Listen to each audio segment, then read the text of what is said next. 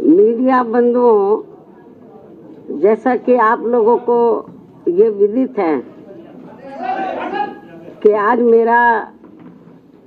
70वां जन्मदिन है और इस मौके पर सबसे पहले मैं मीडिया बंधुओं व देशवासियों को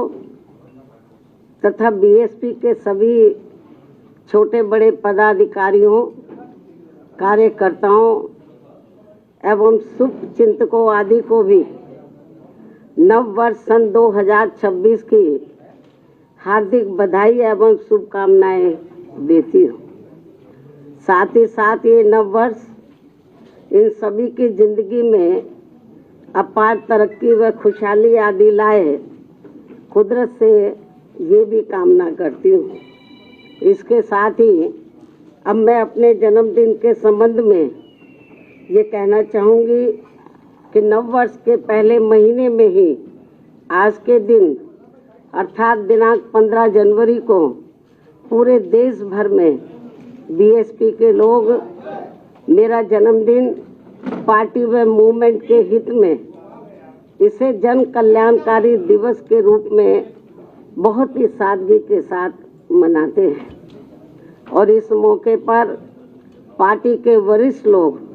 खासकर आम जनहित से जुड़ी उन जन कल्याणकारी योजनाओं के बारे में बताते हैं जिन्हें यहाँ यूपी में बीएसपी की 4 बार मेरे नेतृत्व में रही सरकार में शुरू किया गया था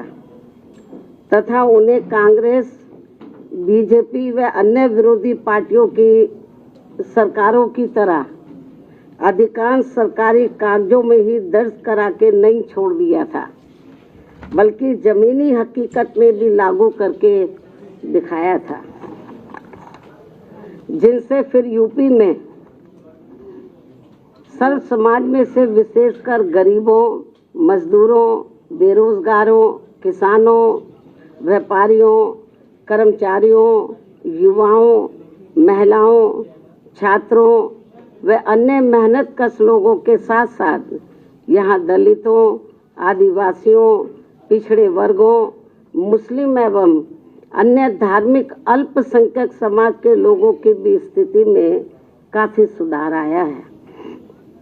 और अब अपने राजनीतिक लाभ के लिए उनमें से कुछ योजनाओं की नकल करके केंद्र व राज्यों की भी सरकारें इनका नाम व थोड़ा स्वरूप आदि बदलकर इन्हें चला भी रही है। लेकिन ये भी सच है कि उनके प्रति इनकी नीयत व सोच सही नहीं होने की वजह से इन पार्टियों की सरकारें इन्हें कोई खास लाभ नहीं दे पा रही हैं। इसके साथ साथ यहाँ मैं ये भी बताना चाहती हूँ कि हमारी पार्टी की रही सरकार द्वारा जिन लोगों के हित व कल्याण के लिए यहाँ असंख्य जन कल्याणकारी योजनाएं शुरू की गई हैं, जिनसे इन्हें काफ़ी लाभ पहुँचा है, उन्हें हमेशा लोगों के दिल व दिमाग में बरकरार बनाए रखने व साथ ही उनमें बीएसपी के प्रति आस्था व निष्ठा आदि बनाए रखने के लिए भी पार्टी व आम जनहित में हर वर्ष की तरह इस वर्ष भी पूरे देश भर में आज मेरा जन्मदिन जन कल्याणकारी दिवस के रूप में मनाया जा रहा है, जिसके लिए मैं पार्टी के सभी लोगों का हार्दिक दिल से आभार प्रकट करती हूँ। साथ ही हमेशा की तरह आज भी मैं अपने जन्मदिन के मौके पर ये बताना जरूरी समझती हूँ कि हमारी पार्टी की रही सरकार ने देश में समय समय पर दलित एवं अन्य उपेक्षित वर्गों में जन्मे हमारे महान संतों, गुरुओं व महापुरुषों में भी खासकर महात्मा ज्योतिराव फूले, श्री छत्रपति शाहू जी महाराज,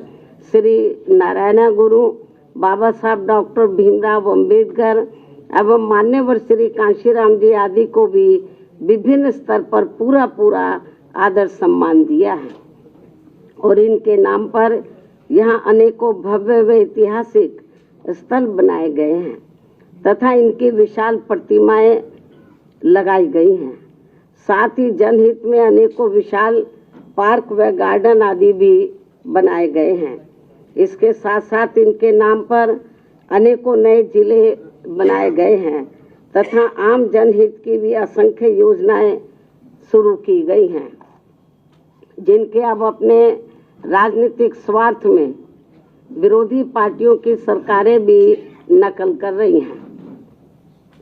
और जिनकी शुरू से ही इनके प्रति सोच व नियत मुंह में राम व बगल में छुरी की तरह ही बनी रही है, जिसमें अभी तक कुछ भी बदलाव नहीं आया है। इतना ही नहीं बल्कि इनके बताए हुए रास्तों पर चलकर ही हमारी पार्टी की रही सरकार ने हर मामले में व हर स्तर पर बहुजन समाज के लोगों को प्राथमिकता देते हुए यहाँ सर्वजन हिताय व सर्वजन सुखाय की नीतियों एवं सिद्धांतों पर आधारित ही सरकार चलाई है। ऐसे सभी संतों, गुरुओं व महापुरुषों को भी आज मैं अपने जन्मदिन के मौके पर पूरे तहे दिल से नमन करती हूँ।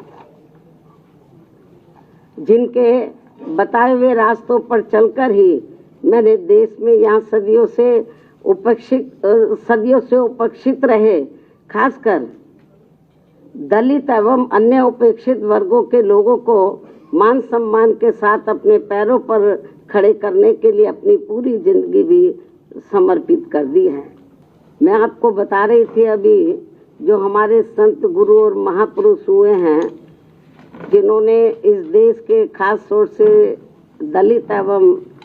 जो अन्य वीकर सेक्शन के लोग हैं उनको पैरों पर खड़ा करने के लिए अपनी जिंदगी पूरी समर्पित कर दी है, तो उनको मैं नतमस्तक करती हूँ, नमन करती हूँ। जिनके बताए हुए रास्तों पर चलकर ही मैंने देश में यहाँ सदियों से उपेक्षित रहे खासकर दलित एवं अन्य उपेक्षित वर्गों के लोगों को मान सम्मान के साथ अपने पैरों पर खड़े करने के लिए अपनी पूरी जिंदगी भी समर्पित कर दी है। और जब तक मैं जिंदा रहूंगी और यदि अभी तक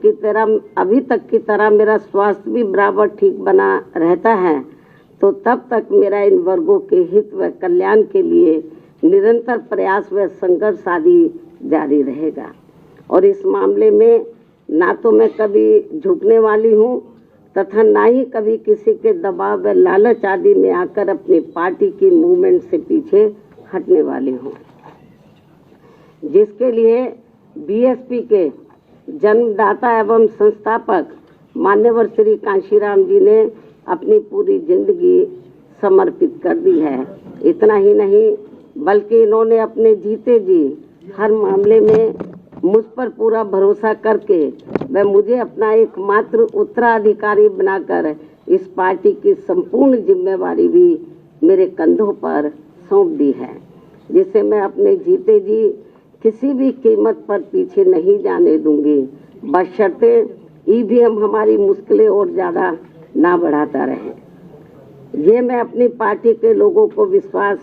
दिलाना चाहती हूँ, लेकिन इसके लिए मैं उनसे पार्टी को हर स्तर पर पूरा सहयोग करने की भी पुरजोर अपील करती हूँ। वैसे मुझे पूरा भरोसा है कि इस मामले में पार्टी के लोग मुझे कतई भी निराश नहीं करेंगे। इसके साथ साथ यहाँ मैं ये भी कहना चाहूँगी कि पार्टी द्वारा हर वर्ष इनके मूवमेंट को आगे बढ़ाने के लिए विभिन्न स्तर पर जो भी प्रयास किए गए हैं और इस दौरान जो भी उतार चढ़ाव आए हैं तथा विरोधियों द्वारा बीएसपी को कमजोर करने के लिए जो भी षड्यंत्र रचे गए हैं, तो इन सब का पिछले एक वर्ष का पूरा लेखा जोखा मेरी हर वर्ष आज के ही दिन अर्थात मेरे जन्मदिन के मौके पर जारी होने वाली पुस्तक मेरे संघर्षमय जीवन एवं बीएसपी मूवमेंट का सफरनामा में हिंदी व अंग्रेजी में वर्णित कर दिया जाता है, जो फिर ये पुस्तक पार्टी में विशेषकर नए जुड़े लोगों के साथ साथ वर्तमान युवा पीढ़ी व आगे आने वाली पीढ़ी के लिए भी पार्टी व मूवमेंट के हित में उन्हें सही मार्गदर्शन व प्रेरणा आदि देने का ये अति महत्वपूर्ण कार्य करेगी, जिसका 21वें हिंदी व अंग्रेजी संस्करण का मैं विमोचन करूं, लेकिन उससे पहले मैं मीडिया के माध्यम से पार्टी के लोगों को सावधानी के तौर पर यह बताना जरूरी समझती हूं कि देश में पार्टी की मूवमेंट को आगे बढ़ने से रोकने व कमजोर करने के लिए पिछले कुछ वर्षों से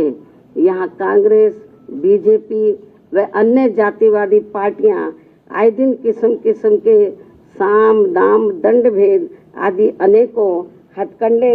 इस्तेमाल करती रहती हैं, जिनका सही व समय से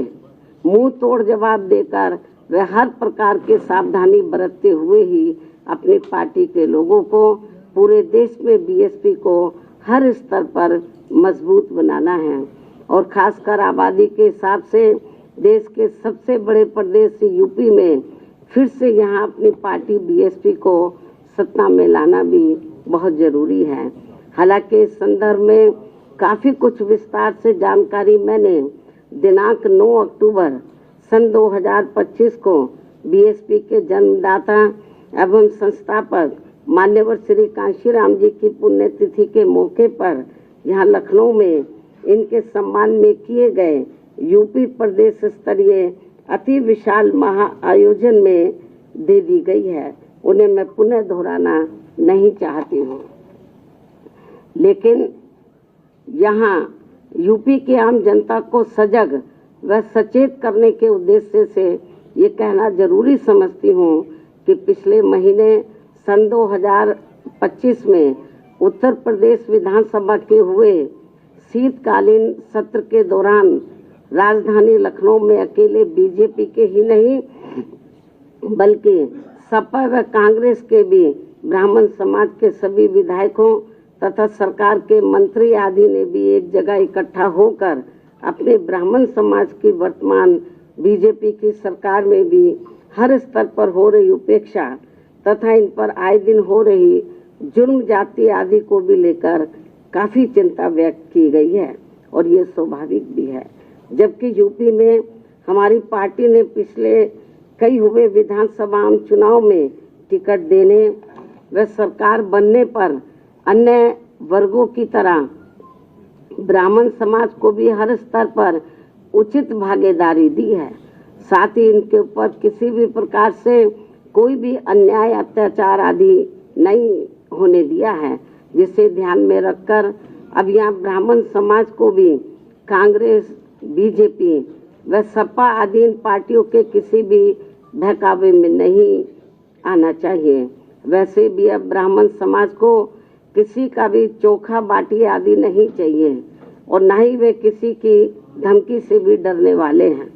बल्कि उन्हें हर स्तर पर पूरा मान सम्मान व उचित प्रतिनिधित्व तथा रोटी रोजी के भी साधन चाहिए। साथ ही इनके ऊपर कोई भी जुर्म जाति आदि नहीं होनी चाहिए, जो ये सब इनकी चाहत अभी तक बीएसपी की सरकार में ही पूरी हुई है। और इस बार बीएसपी की सरकार बनने पर फिर से इनकी ये सब चाहत जरूर पूरी की जाएगी। इनके साथ साथ क्षत्रिय व वैश्य समाज आदि के भी हित व कल्याण का तथा इनकी सुरक्षा आदि का भी हर मामले में पूरा ध्यान रखा गया है और आगे भी रखा जाएगा। वैसे भी हमारी पार्टी की रही सरकार ने हमेशा यहाँ सर्व समाज के हित व कल्याण का हर मामले में वे हर स्तर पर पूरा ध्यान रखा है। खासकर जाट समाज जो ज़्यादातर खेती किसानी का कार्य करता है, उनकी खेती करने के लिए खाद्य सहित अन्य सभी सुविधाओं की समय से उचित व्यवस्था की है। साथ ही गन्ना किसानों को तो काफ़ी बढ़ाकर दाम दिया है। इनकी अन्य फसलों का भी उन्हें उचित दाम दिया है और अब सरकार बनने पर और अब आगे सरकार बनने पर इनका इसी प्रकार आगे भी जरूर पूरा ध्यान रखा जाएगा। इसके साथ साथ जाट समाज के शिक्षित बेरोजगार युवाओं को भी सभी विभागों में व खासकर पुलिस भर्ती में बिना कोई रिश्वत के उन्हें काफ़ी सरकारी नौकरी भी दी है। अन्य वर्गों की तरह इनके ऊपर भी कोई जुल्म जाति आदि नहीं होने दी गई है। राजनीति में भी इनको उचित भागीदारी दी है और अब इनको भी अपने हित व कल्याण में बीएसपी से जुड़कर अपनी पार्टी बीएसपी की ही सरकार बनाना बहुत जरूरी है। इतना ही नहीं बल्कि यहाँ दलितों, पिछड़ों, मुस्लिम व अन्य धार्मिक अल्पसंख्यक समाज के लोगों के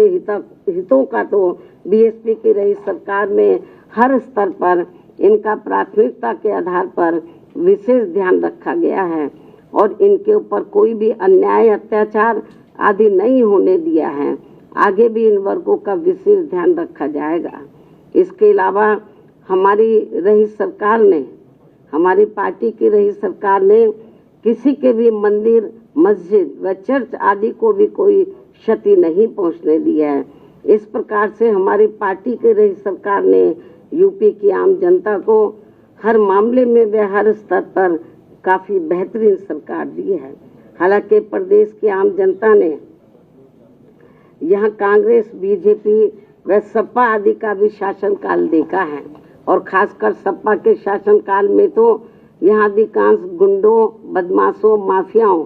व भ्रष्ट लोगों का ही राज चलता रहा है, जिसमें इनके खुद के समाज को छोड़कर अधिकांश अन्य सभी वर्गों का शोषण होता रहा है। और इस मामले में दलित वर्ग के लोगों का तो इनकी सरकार में सबसे ज्यादा उत्पीड़न हुआ है, जिनके समाज के बीएसपी की प्रमुख नेता को भी सपा से अलग होने पर, जब गठबंधन की सरकार थी तो सपा से अलग होने पर दिनांक 2 जून सन 1995 को यूपी के लखनऊ सरकारी गेस्ट हाउस में मेरे ठहरने के दौरान वहां सरकारी मशीनरी की मदद से सपा के कई हजार गुंडों व बदमाशों आदि ने जो उस दिन मेरे ऊपर जानलेवा हमला करने का पूरा प्रयास किया है, ये सब भी किसी से छिपा नहीं है। इसके अलावा दलित एवं अन्य पिछड़े वर्गों में जन्मे हमारे महान संतों, गुरुओं व महापुरुषों की भी इनकी सरकार में हर स्तर पर काफी उपेक्षा की गई है। संसद में दलितों के पदोन्नति में आरक्षण से संबंधित लाए गए बिल को भी सपा के सांसदों द्वारा फाड़ दिया गया था। मान्यवर श्री कांशीराम जी के देहांत होने पर इनकी सरकार द्वारा इनके सम्मान में एक दिन का भी राजकीय शोक घोषित नहीं किया गया था। पिछड़े वर्गों का भी आरक्षण संबंधी ज्यादातर लाभ इनकी सरकार में केवल इनका खुद का अपना समाज ही उठाता रहा है। मुस्लिम समाज भी ज्यादातर उपेक्षित ही रहा है। यह है इनके पीडीए की असली पहचान। वहीं दूसरी तरफ बीएसपी की रही सरकार में हमने किसी भी वर्ग व धर्म के लोगों के साथ किसी भी मामले में कोई पक्षपात आदि नहीं होने दिया है और हमने पिछड़े वर्गों में इनके खुद के यादव समाज के हितों का भी पूरा ध्यान रखा है, आगे भी रखेंगे। प्रदेश में सभी विरोधी पार्टियों की रही सरकारों की तरह हमने बीएसपी की सरकार में कोई भी दंगा फिसाद आदि नहीं होने दिया है। साथ ही प्रदेश के विकास को भी लेकर हमारी पार्टी की रही सरकार ने अनेकों ऐतिहासिक कार्य किए हैं और इस मामले में ये बात सर्वविदित है कि प्रदेश में बीएसपी की सत्ता नहीं रहने के बाद यहाँ विरोधी पार्टियों की रही सरकारों में जितने भी एक्सप्रेस वे बने हैं और अब दिल्ली के नज़दीक जिला गौतम बुद्ध नगर में नोएडा अंतर्राष्ट्रीय हवाई अड्डा भी शुरू होने के लिए जा रहा है, तो इन सभी की वास्तव में पूरी रूपरेखा बीएसपी की रही सरकार में ही तैयार हो गई थी। एक आदि बड़े एक्सप्रेस वे तो मेरी सरकार में ही बन गए थे। हालांकि ये सभी कार्य मेरी सरकार के रहते ही पूरे हो जाते यदि उस समय केंद्र की रही कांग्रेस पार्टी की सरकार अपनी जातिवादी मानसिकता के चलते इन कार्यों में रुकावटें नहीं डालती। इस प्रकार से यहाँ बीएसपी का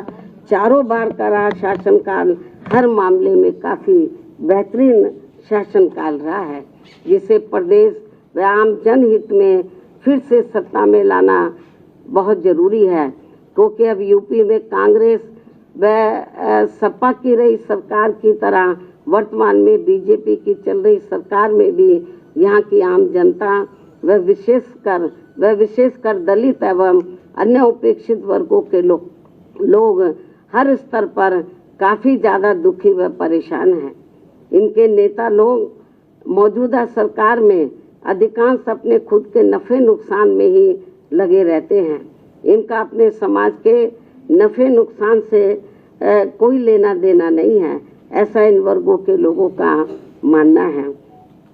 अभी भी प्रदेश में कानून व्यवस्था सपा की रही सरकार की तरह काफी बिगड़ी हुई है। सरकार को बिना पक्षपात के काफी सख्ती करने की जरूरत है। ऐसी स्थिति में यूपी की आम जनता बीएसपी के 4 बार के रहे शासनकाल को याद करके अब यहाँ बीएसपी को सत्ता में लाने का काफी हद तक अपना मन बना चुकी है, जिसे पूरा करने के लिए इस बार होने वाले विधानसभा आम चुनाव में मैं खुद भी कोई कसर छोड़ने वाली नहीं हूँ। ये मेरा पुनः वायदा है।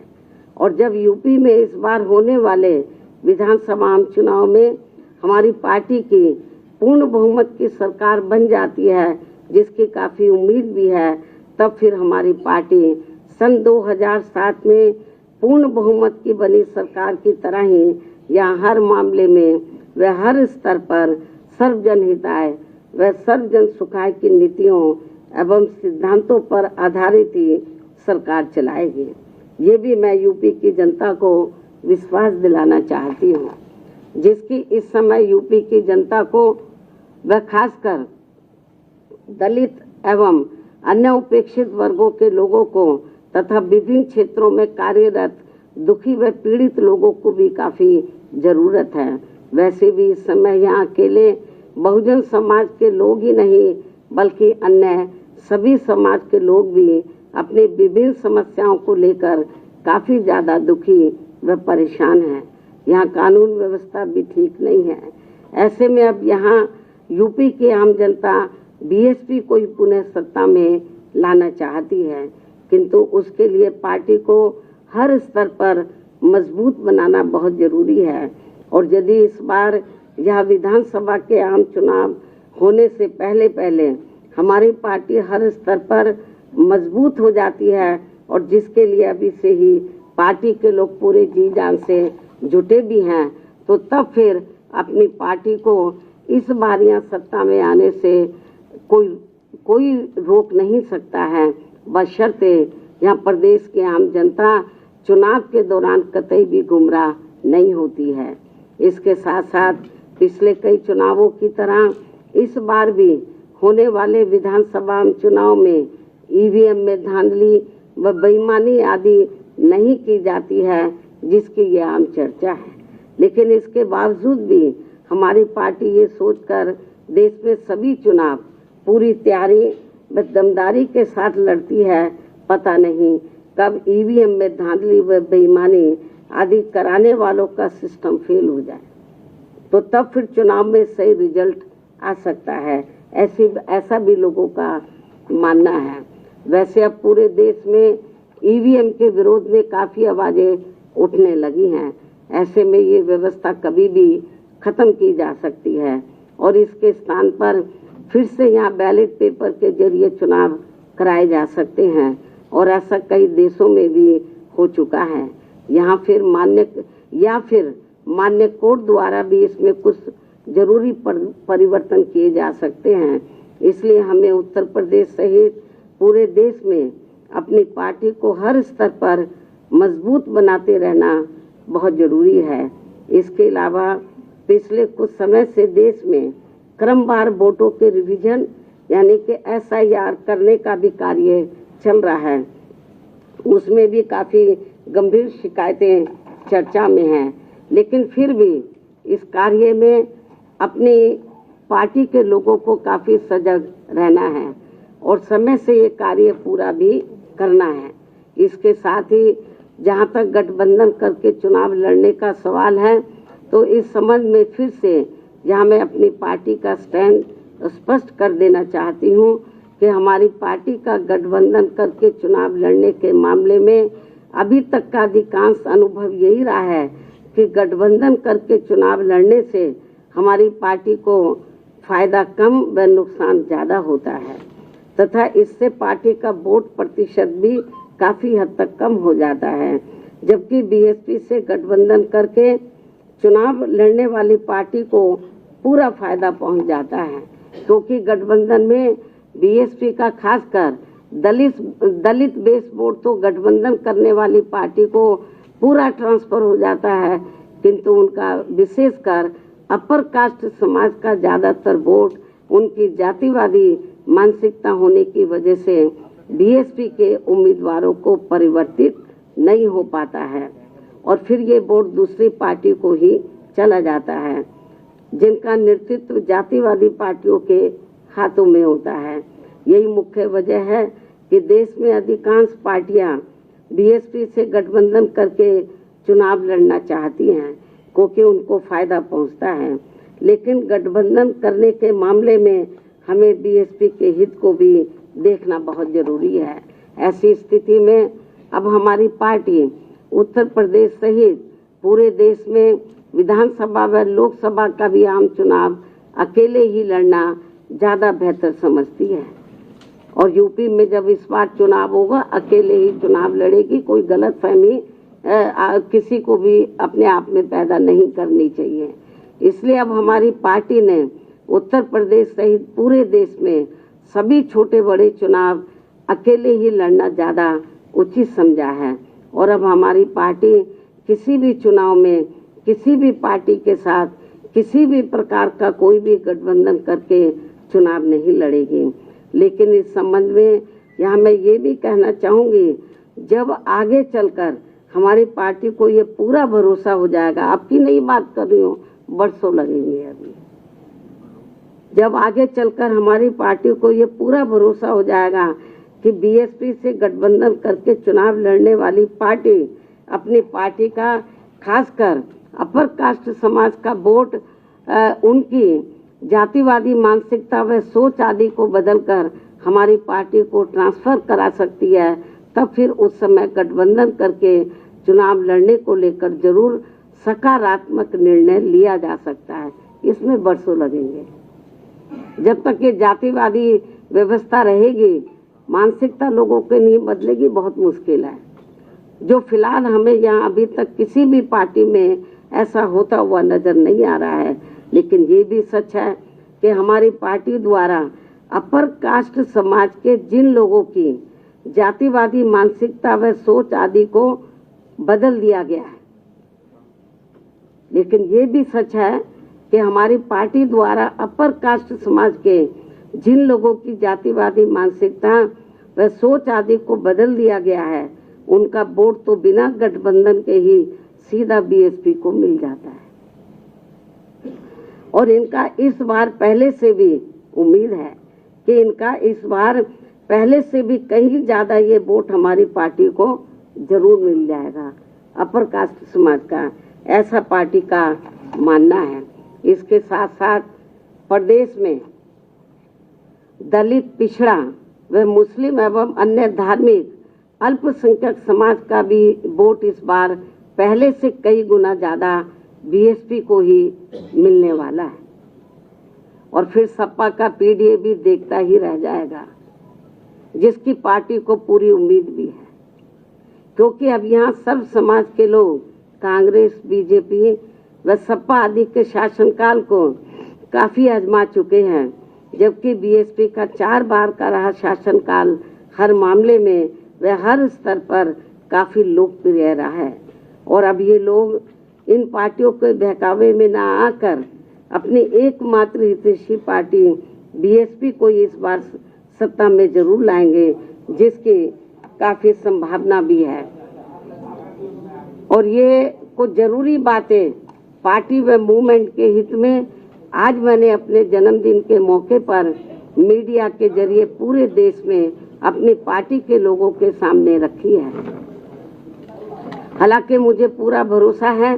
कि पूरे देश में पार्टी के लोग मेरी इन सब बातों को गंभीरता से लेते हुए अब अपनी पार्टी को जरूर मजबूत,